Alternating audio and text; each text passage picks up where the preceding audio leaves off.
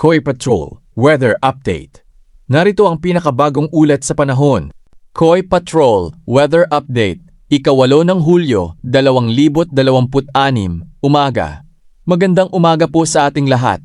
Narito ang pinakabagong ulat tungkol sa Super Typhoon Inday. Matinding sinalanta ng bagyo ang Guam, kung saan naranasan ang napakalalakas na hangin at walang tigil na ulan. Maraming puno ang nabuwal. May mga lugar na nawalan ng kuryente at nakaranas ng pinsala sa ilang kabahayan. Sa ngayon, unti-unti nang humihina ang epekto ng bagyo sa Guam habang papalayo na ang sentro nito. Gayunpaman, nananatili pa ring mapanganib ang ilang lugar dahil sa malalakas na bugso ng hangin, mga natumbang puno at mga sirang linya ng kuryente. Samantala, patuloy na binabantayan ng mga weather authorities ang galaw ng bagyong Inday habang ito ay kumikilos papalapit sa Philippine Area of Responsibility. Pinapayuhan ng publiko na manatiling nakatutok sa mga opisyal na weather bulletin para sa mga susunod na update. Ako po si Koi Patrol.